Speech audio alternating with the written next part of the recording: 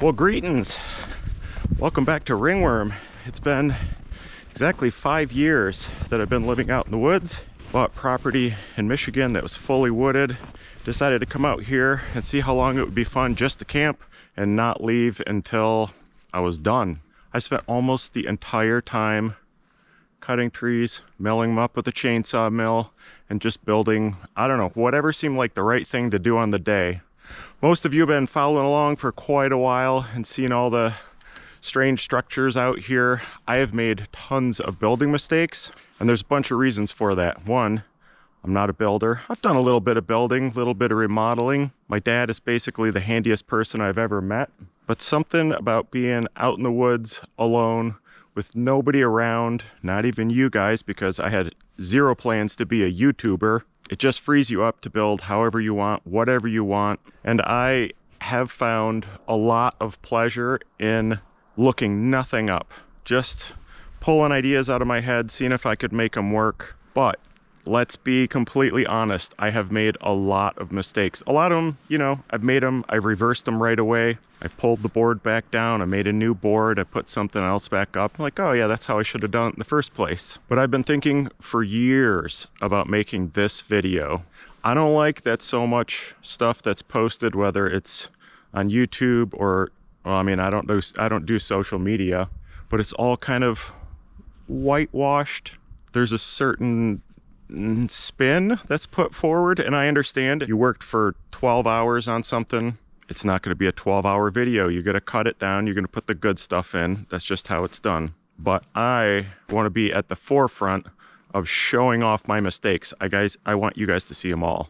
So in my head this morning, I was thinking we'd do this chronologically. We'd go out to the deer castle. Was that the first thing? Oh no, the lean-to. And then the deer castle. Oh, maybe it was my tent deck. Anyway, it doesn't matter. That plan's out the window because you're going to see a real big screw up right now. Is it the first one? Might be the first one that is incredibly pressing and is going to cause a lot of problems. We got to go fix it right now, and then we'll get back to the rest of the video. Look at the ice dam up there. Looks like there's about 1.5 feet of snow up there. Half of that is ice.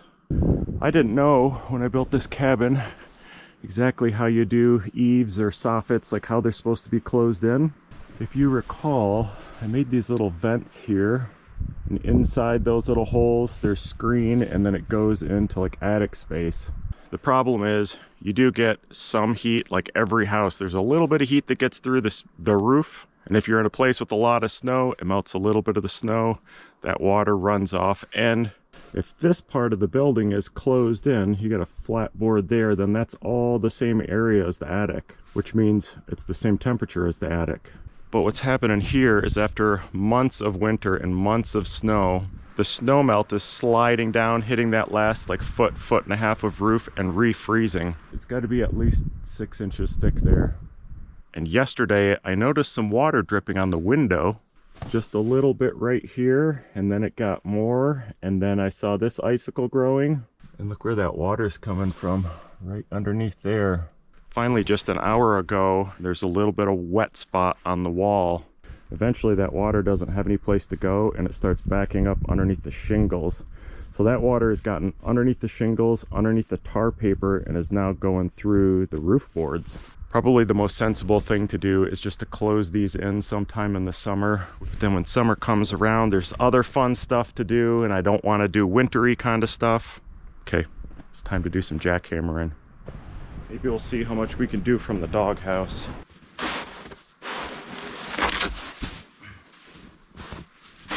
Wow, you can see all the different snows in there. That is nicely layered, isn't it?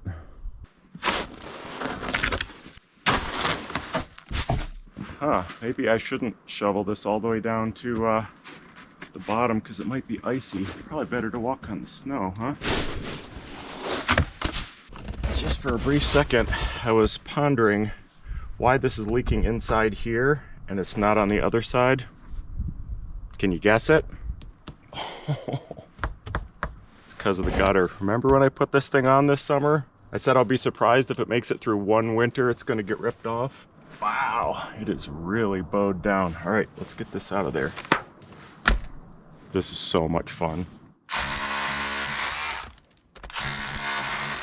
Yep, right down the neck. Try not to hit the shingles, but oh, right down my sleeve. When you get started, it's hard not to want to get all of it off of there. Oh yeah, and I'm gonna want to get it all out of the gutter too, just because it's fun. Yeah, that's a bad idea. I'll keep doing it.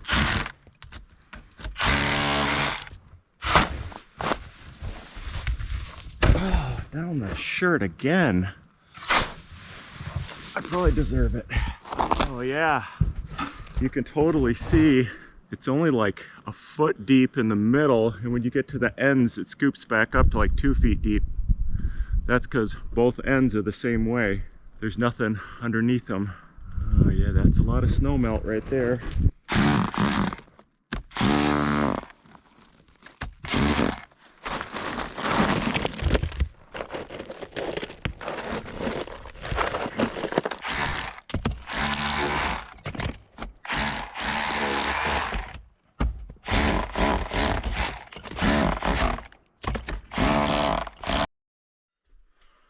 Well, I had to knock off last night because it got too dark. The important thing in a time like this is to pick a real good ice chiseling podcast. It's definitely car talk. Oh boy, I just noticed some spots there. Look at back there. It's getting on my used textbooks. Holy crap. Look at all that. Oh my gosh. What the heck? That was not here a little bit ago. Check out the other side though. It's completely dried up. And even though it's warmed up, no new drips on the window. Wow, this side's even more impressive. That is cool. You know, if you have a cabin like this, there's no carpet, no wiring in the walls, there's almost nothing to hurt. You could grow mold, but if you remember, all this lumber was wet right out of the trees. We put it up, soaking wet, and it all dried out. So my guess is nothing's gonna be hurt. Wow, that's cool. I love ice. I love ice and snow and everything frozen. Woo, that almost went through the roof.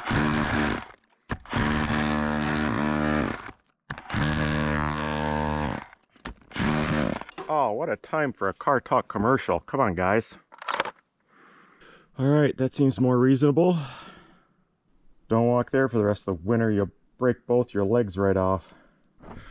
Holy crap, monkeys. I think that's the first time I've sweat in, I don't know, 4 months.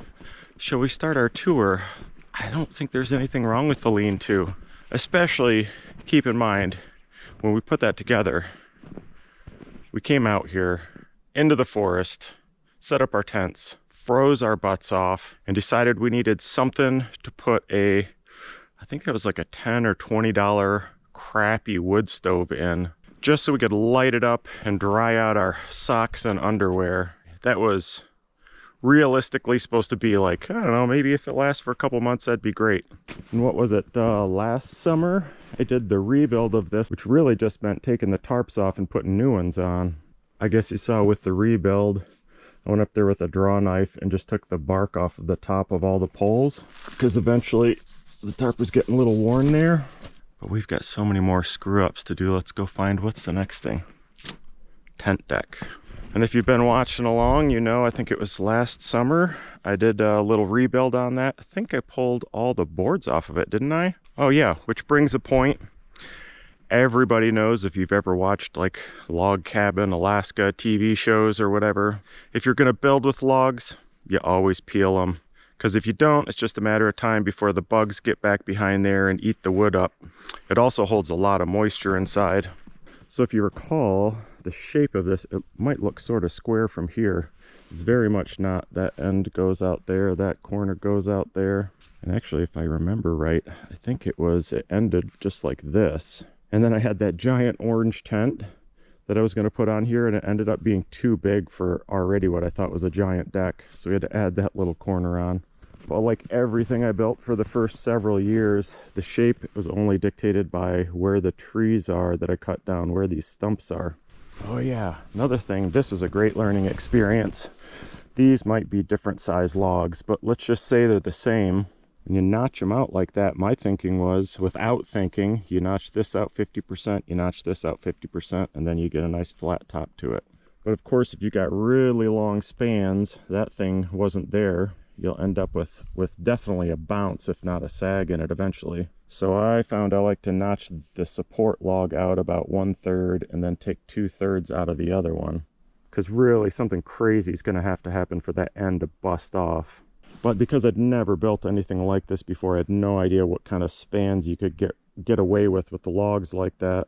So when I did the rebuild, you guys remember, I did pour some little square concrete pads under here and put other supports.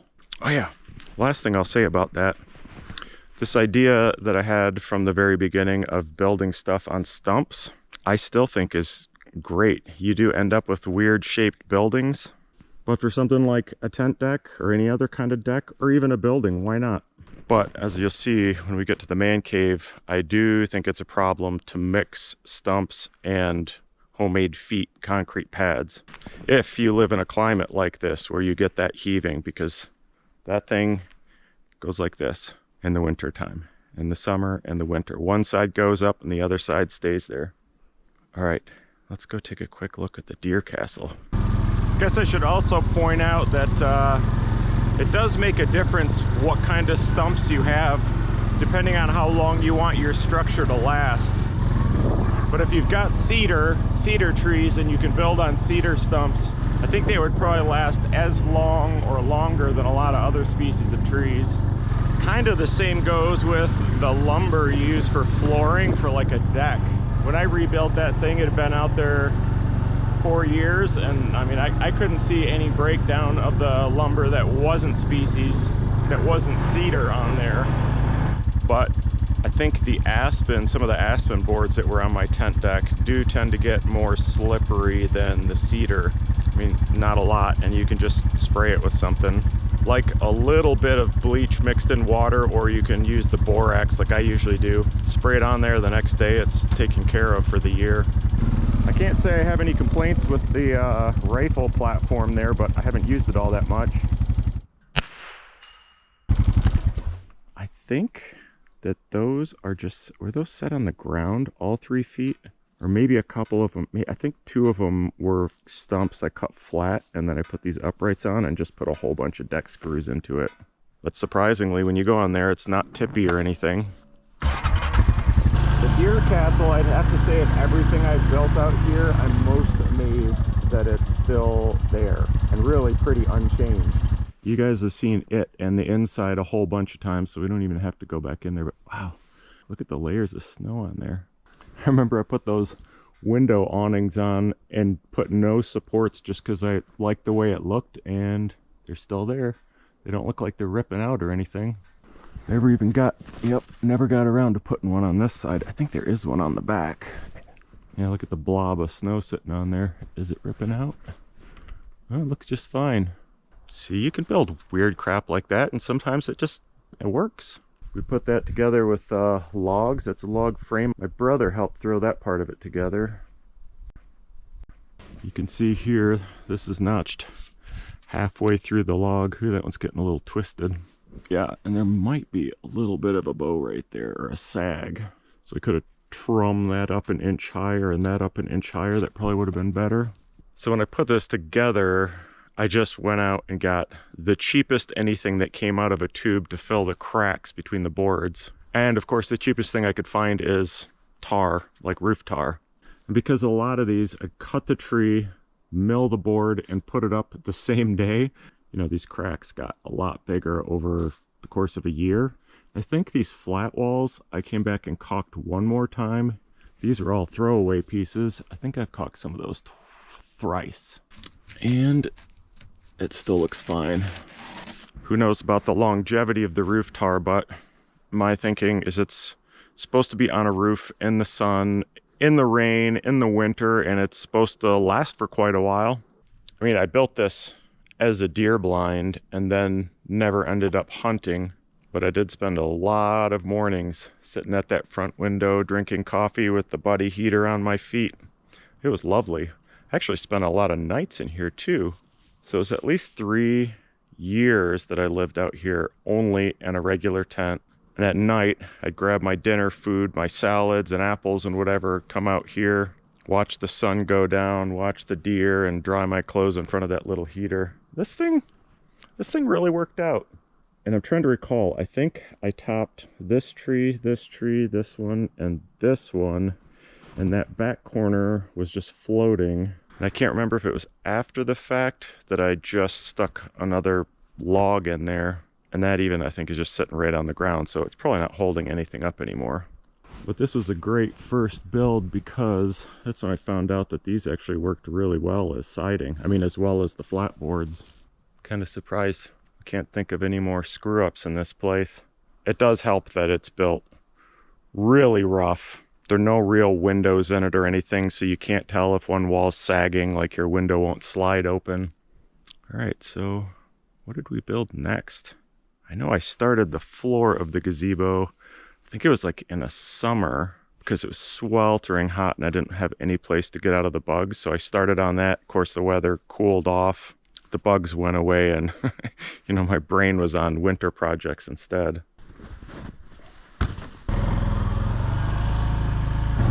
Oh no, I know what was next. It's right back through there. I haven't been out there in a while. Oh, more of this? I think like any good outdoor explorer, the next thing I built was the bed. Holy cow, that thing is covered. I'd drive back here, but I'm sure I'd get the thing stuck. You know what? I didn't really mean for this to be a tour video. Maybe we don't have to stop and look at every single thing. Yeah, I mean, the bed worked great. Sarah and I come out here and use it like once or twice a year. Usually party week, we come sleep on it for a couple nights. That was a really fun build. I'll try to put links to like some of these videos in the description, but you could also just go to the main channel page, just search Surviving Ringworm, and then go back and start at #1 to see a lot of this stuff. But yeah, I mean, this thing, the log frames lasted, the webbings lasted. That was a real win right there. And the sky deck, that was all on topped trees, which worked out really well. It's a little scary at times to be up there cutting that high off the ground. I made a rebuild video of this thing because the only issue I had was that my mill rails aren't long enough to make this side or the other side. So I had to piece a couple pieces together, and then the scab that I put on there wasn't long enough. And I'm super cheap, and I was even super cheaper then. So that scab board that I put on there was just put in with like regular screws. And eventually the thing started sagging and it got a little bit sketchy to be up there. So Tito and I jacked the whole thing up, put a bigger board on. You know, there is one point to make in this.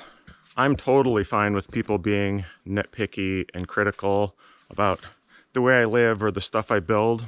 It is hard to watch people do this kind of stuff and you see the thing that you know should have been done better or differently. But you have to keep in mind like the number of things that you have to figure out when you go from like just going camping in the woods to living in a cabin that you cut, that you got to learn how to cut down trees. What can you pull with a four-wheeler? Like, can you drag stuff with a four-wheeler? What kind of chainsaw do you need? Which one will work for milling? What kind of mill? And all of that is even before you get into the building stuff. So clearly I don't have a problem with people pointing out mistakes because this video is all about my mistakes. But it's just so much stuff to know, or in my case, figure out along the way. I love pushing my body as hard as I can for as long as I can, like right to the crash point every single day. But adding together the sort of survival-y aspect and the building aspect and just being like physically drained. A lot of the things that I build, if I had all the funds in the world and I could just have the lumber delivered, I'd beef everything up. Like that whole thing would be made with, every board on there would be like 2x20s. But like the pine tree I cut down for this was right over here. Milled the whole thing up over the course of, I don't know, it was like weeks using that little tiny saw. And you basically like take the lumber you have and try to make it fit into the project that you want to do. And if you come up a couple boards short and you want to get a video out and you're exhausted and there's a thunderstorm coming in, you take a board that's this wide, you cut it down the middle, you make 2 boards out of it, and then you come back later on the next day or the next year and you fix your mistakes. And because I love fixing mistakes, I don't really ever let myself have like really emotional reactions when something doesn't go right, or when I have like water coming down the inside of my cabin walls. I totally get why people would be, oh my God, I can't believe, why didn't I just, but it is what it is. You make the decisions you make in life and then you deal with them. And it's a really cool thing. You actually, in many cases, do have the option to choose your emotions, which is like a super great thing when you screw up as much as I do. Just make a quick right turn. Actually, I tried driving in there the other day and got stuck, so I guess we can walk the 50 feet. Yeah, that's as far as the 4-wheeler made it. See the pile of snow I was pushing? Oh, shit. Yeah, I should have brought a shovel. We're not getting in there, are we? Bummer. Well, I think we can see what we need to see from the outside. Whoa, is the floor all wet in there? Oh, no. I thought the wood that you could see there was a big wet patch. That's just all snow. So the same thing happened here, is that I did too long stretches without enough supports, because the 4 corners of this, I just watched this video again recently of building the floor frame. I remember spending like 2 days walking all around here looking at all the trees with the measuring tape, trying to find 4 that were, somewhere between 12 and 15 feet apart and almost a square. So there's a stump there, a long log, and a stump there. But I don't know if you can see, I think I learned my lesson a little bit and didn't cut so deeply into this support log. But one thing I might do differently now, if I did this again, is take more time getting the tops of these logs flat. So I don't know if you can see this little jog right here. I know there's a bad one on the other side. I think it's right here. Oh yeah. See how much that's jacked up there? Oh, I can actually see why it's so bad. This whole log is twisting. It's pulling that up and pushing that floorboard up.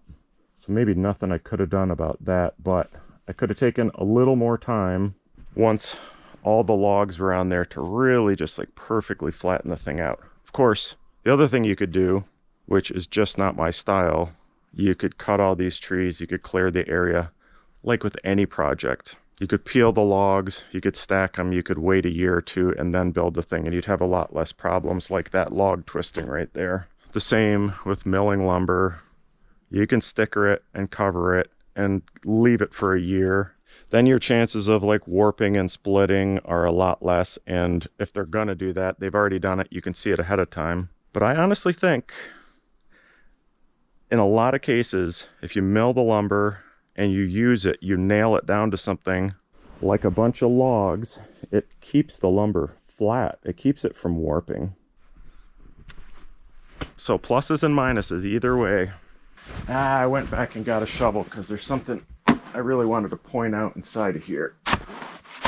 Something that I did a good job on here and I may have screwed up in the cabin that it might end up being a huge problem. Crap. I think there's too much ice on the floor here. From the heaving, this thing is jammed closed. Wow. Okay. Well, that's never happened in previous years, but I guess that goes against my theory that you could do it all on stumps, as long as you didn't mix and match stumps and concrete. It looks like one side of this is settled a whole bunch, or maybe it's sagging somewhere. Anyway, I think this point will be better made from the outside anyway. You don't want to get too close to these things. You have a super heavy beam there, have an upright there that holds the ridge. And then of course that needs a big fat support underneath it. That's only jogged over because I think there's a stump there, or that's where one of the main logs was, so it's sitting right on top of it holding that weight. Now in theory, since that is holding that And that is a wicked huge beam. My feeling is that all the rafters that go up and attach to that ridge beam are going to be held up. You're not going to have the roof like sagging in the middle, because how could that ridge possibly flex? But as I was building this and sending pictures to my dad, my wise old paw said, you really got to have something to connect those two walls together, because he was worried as this sags, these get pushed out, and then this side goes out. I don't know, it's a pretty huge beam. I'm not sure how that could happen. This whole thing was built to be like you would not want a dog or a toddler in it, or even anybody that's had like one beer. Because before we added this pet screen stuff in here, every section is just a floor to ceiling, perfectly see-through, delicate screen. And you can see all the way up in the top. It's nice and pretty. If you had a bunch of boards going back and forth here, I just didn't want it. But I sort of took my dad's advice. I don't know if you can see. Okay, well, this might be the part where it'd be nice to be inside. But I used this old four-wheeler winch cable for all the supports in here. And there is one running side to side. And that should keep the sides from bowing out. So, no problems in here. I've sighted down those side walls and they haven't budged. But let's try to remember this topic when we get to the cabin. Okay, does anybody know what I built next? Skydeck, gazebo. Oh yeah, I don't know if I mentioned it, but since this was really early on that I started building this, and I just couldn't eat enough food, and I was always stinking hungry, I put the frame together, all the logs, didn't peel any of the logs. Then of course it sat for whatever it was, part of a year. And when I came back to start on it again, I could see that bugs had gotten in underneath the bark on a lot of the logs. So because they're not even nailed down or anything, all those logs float on each other. Sarah and I just took them out, draw knifed them all, and put it back together. So from now on, I would probably peel all the logs, unless it's winter.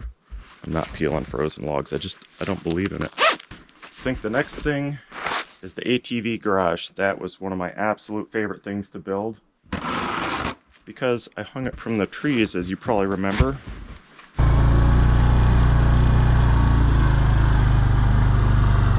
And back to camp. Oh, did I screw up anything at the shooting ranges? Sheesh, you can see how little I've used this place lately. Even through the winter, look how much these suckers have grown up. And looks like there's a downed tree in there. It's not a good thing to go this long without shooting.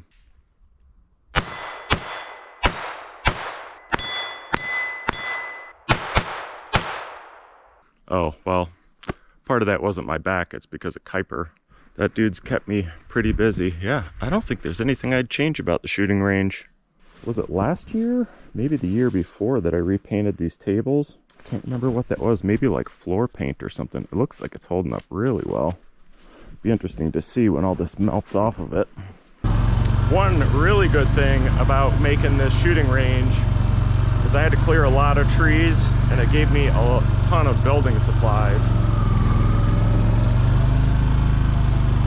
This cool little thing does suffer from the same problems as a lot of the other stuff we've already looked at. But with this, I have an excuse. If you recall, when I built it, the whole idea was to make just the roof part of this and suspend the entire thing from the trees, because, you know, what do you need legs for? And I mean, this is a perfect example of one of the things I built just to see if I could do it, just like the sky deck. So you can't see it because of all the snow, but there still are two eyelets and the ridge there with a short length of chain hanging out. And the whole thing was tied off to like that tree and maybe this tree. So I built the roof as light as possible, and I think it's all made out of cedar because that's the lightest wood out here. It's similar construction. You got a beam here, you got a sucker going up there, and that holds the ridge up there. So if I'd made that ridge a bunch beefier and these sideboards a lot beefier, it probably would have taken care of some of the sag that's in this. I don't know, I guess the signs are in the way there. I don't know if you can tell, but there's a sag on this side, and going this way, I think there's a sag. Oh, wow, there's almost no sag. Well, I thought there was. Oh yeah, there's a good sag down the side, and it's bowed out too. So I think if the ridge was a lot bigger, we might still have the side sag this way, but I don't think it would be bowed out. I can't get my head in there to see it, but can you tell if that's bowed down? Looks like it probably is. So that comes out, pushes these out, and you get a bow out on the side. Although, what the heck? This one's bowed in. Anyway, this thing's clearly doing what it's supposed to. It might still be here in another 5 years, who knows? The moral of the story is that the main structure probably should have been made fatter. Does anybody remember why I put legs on that thing? It was kind of cool when the wind blew, that whole thing would like bob up and down. And of course, when a normal person sees something like that, like when I first went underneath it, I'm sure people are like, oh my God, it's not safe. Screw safety. I mean, don't screw safety, but people just put way too much weight on being like protectively bubbled all the time. All right, here's a major issue. I am so glad that I built this thing, the man cave, before I tried building a permanent-ish cabin. And I'm glad that I did it like, I don't know, a year before I actually started on the cabin, because it took some time for these things to show up so I could learn what needed to be remedied. So I may or may not have alluded in the last video about the sag and the whole frame here. I think this is the first thing I built out here where the floor frame was like proper stick built. So I have a vague memory of calling my dad, asking him to look up on the building charts what size those floor joists needed to be. I think they're like 2x8s or 2x10s or something. And I was well in the correct range when I put this thing together. What I didn't know, that the outside frame of this needs to be a lot thicker. Because if you think of the weight that's on any part of the middle of this floor, it's got to be vastly different than the weight on the perimeter, because the perimeter is holding up the walls and the walls are holding up the roof. So all four sides of this, you can look down and there's a big sag. I kind of noticed all these sags in everything I built about the same time. So I just went through this and the tent deck and the gazebo and just stuck firewood rounds in there. Of course, with no pad underneath them, they're just quickly going to sink into the ground, and I'm sure they have. But this is the building where I learned not to mix stumps with something else for a foundation. You can see that's a big old stump. And there's another big old stump there. I think those are both cedar. That thing will probably be here long after the man cave falls down. So I think this summer, I'm going to go through, double up all the edges, and then I'm going to use my hydraulic jack to pick this thing up, especially in the middle of each wall, and then do a concrete pad. I have put a level on the floor. Let's see, the floor joists go that way. I've put a level on it, and side to side, these joists were fine. They haven't sagged in there at all, so I think they were the right size. So except for that, the floor frame and foundation, I think this thing has been really fantastic. But if you remember, I think, did I spend a winter in here? You know, before this was just a tool room. Over there, we had a fold down bunk. And this is where I should have learned my lesson about the eaves not being closed in, because there is no insulation. I mean, those are the roof boards. So in the winter with a foot of snow up there, you turn that heater on every night for a few hours, and you could watch the snow on the roof melt and get those giant ice dams. I guess I thought when I built the cabin, because there's so much insulation in the ceiling, that wasn't going to happen. Hindsight's a bee's gnat, you know what I'm saying? Oh, yeah, here's another thing I learned. I might have pointed this out before.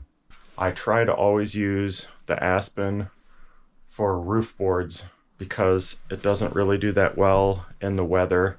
Plus, all the aspens out here, you guys know, are like old and the centers are rotted out. So you never really get great big boards out of them. Except for apparently this tree. Like, that's not even the end of the board, and it's not the biggest one, but it's 14 inches wide. which is so nice when you're building a roof. It's not like if you built a shed at your house or something, you'd just throw like 2 pieces of plywood up there and be done. But when you're up there putting all this together, you know, you have to take every board down at least 3 times. Trim an edge, plane an edge, whatever, to fit it all together. So when you have these giant boards, it goes so relatively fast. But when they're green lumber and you put up boards that big and they shrink, those cracks can get really freaking big. And I don't know if that would be a problem. Like, it wasn't a problem on the floor. It looks like I used the same tree for that. Because on the floor, as you get bigger cracks here, you can just put some more caulk in there. All the shingles are nailed to those boards. So if you ever had a shingle nailed here and down here, and those boards go like this, you gotta think that it's, I don't know, is it ripping apart tar paper? Definitely tar paper. Shingles, who knows? This force has got to be pretty great. I'm sure it's done something. I still haven't, I don't know, in a few years haven't seen a single leak in here. But what I would do in the future, if I had giant boards like that, I'd rip them right down the middle and make one board 2, and then the cracks you get in between the boards are halved. I'm not sure we even need to look at this thing. I don't think I've noticed anything on there that's screwed up. I can't remember, did we build this thing on stumps? That's a stump. That's a stump. Oh yeah, the back the back 2 corners are not. I think we put little tiny concrete pads there, but there is a stump right there in the middle. Good thing is there aren't any doors on this, so you can't tell if you get that weird heaving. Although all the canvas work I've done on here has stayed amazingly tight. I'm actually, now that I look at it, kind of surprised. Look how tight those walls still are. But this thing has been dreamy. No changes necessary. Well, there is one thing I'm considering building.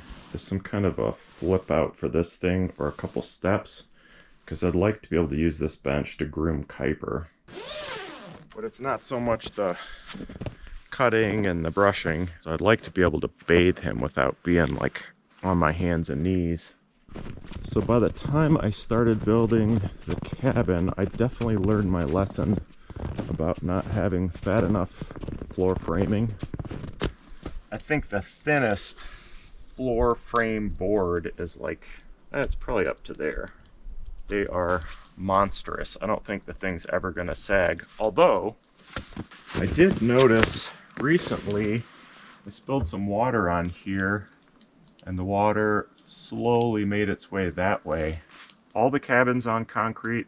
I think all of the stairs is on concrete, but I have to think that the cabin is sinking down from all the weight, which is totally fine if it all sinks evenly, and there's really no weight on the stairs. So I think as the cabin is settling, the stairs are staying there. And that is a very good lesson to learn, something I wouldn't have thought of, because when I make this all big old screened in porch here, I need to think about that. The porch is going to weigh an awful lot less than the cabin. Although, maybe the cabin will be completely settled by the time I build the porch. Who knows? Who knows if I'm even going to be out here long enough to do that. Keep saying that every year. It's kind of nice to see all that water dripping off the roof. Although, you know what? I did punch one pinhole in the gutter over there. And I can see a bunch of little dents where the thing went down and just tapped the inside of the gutter. You know, one other thing about building with green lumber, if you do it and you actually go to, like, you know, a building store and buy your fasteners, it is probably a good idea to use galvanized on everything. I both didn't think to do it, but also was building everything out here with whatever I could find at the Restore, the Habitat for Humanity Restore.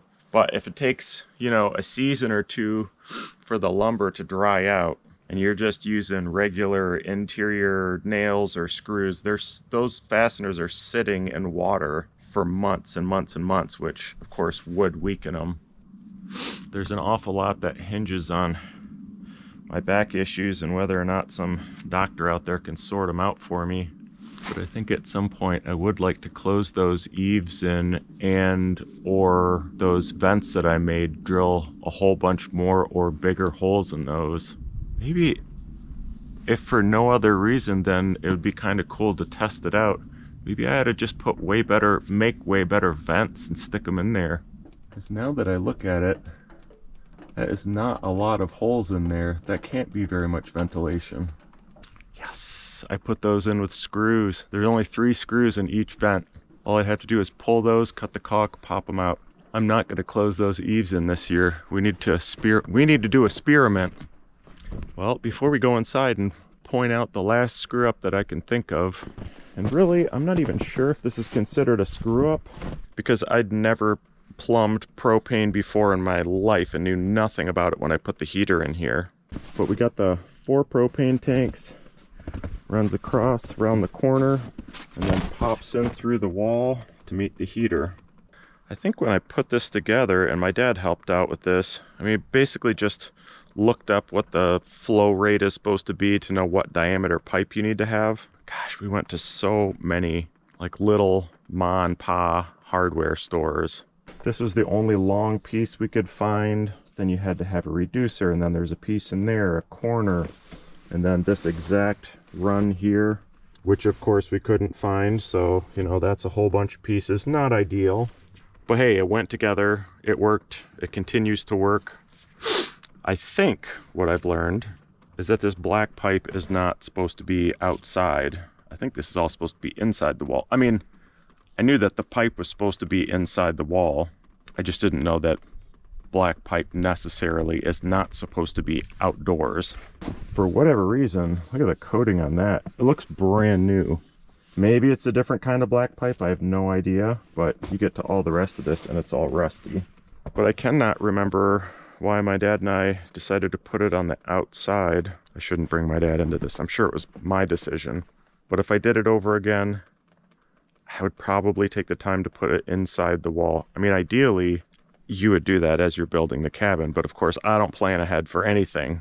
I had no plans on how any of this was going to come out. So I certainly wasn't thinking ahead to where are the propane cans going to be.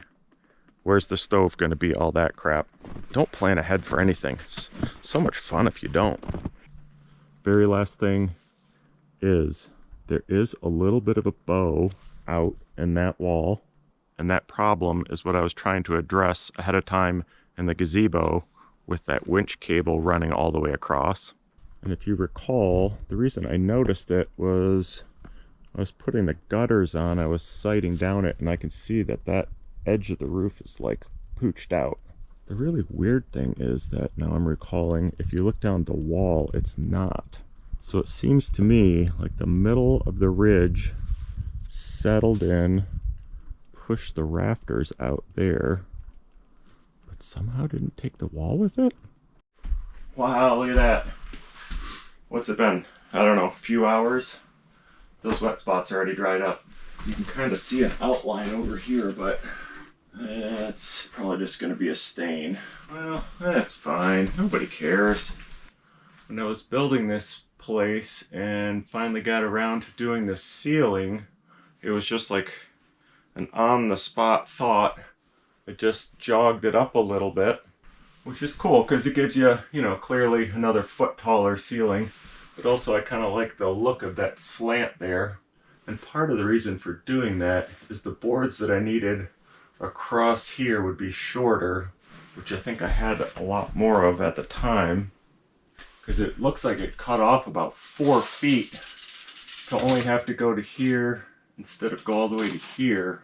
But I wonder if that's kind of less support, like tying the 2 walls together. When I put those gutters on and noticed that, I did think about doing the same thing as the gazebo. I've got more old metal winch cable that I don't use, running a couple pieces side to side. The problem is my hanging coffee table's there, my projection screen is there. I guess you could snake the cables through there, that wouldn't be a problem, but yeah, that screen is so wide and I have to have the screen. I mean, the best thing in here, the retractable movie theater, relies on that. Do we just leave the screen down all the time and cut 2 holes right through it? Anyway, was that a screw up? I really don't know. But I would have lost ceiling height and it wouldn't look so cool. The one pretty big upshot though is that I could have put more insulation in the ceiling. Whatever, now you know. That's all the ways I've screwed up more ways than that, but that's just the building stuff. It's probably best we don't get into all the moral, ethical, relational, spiritual screw-ups. We'll save that for another video. All right, well, appreciate you guys watching this video. Hopefully after seeing all the ways you can go wrong, it doesn't in any way dissuade you from just going out in the woods, building whatever comes to mind. It really, really doesn't matter if you mess up. If it doesn't kill you or maim you, I mean, even a little bit of maimage it's not that bad. Then you're just out having fun in the woods and learning a bunch of stuff. Just be your own teacher and don't worry about what they say.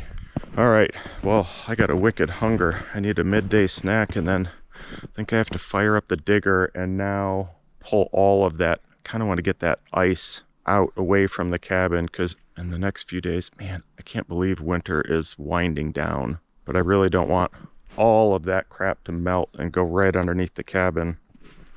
Is winter winding down? I don't even know what month it is. I don't know what month winter ends. You know, who can predict this seasons? Thanks for watching. See you next time.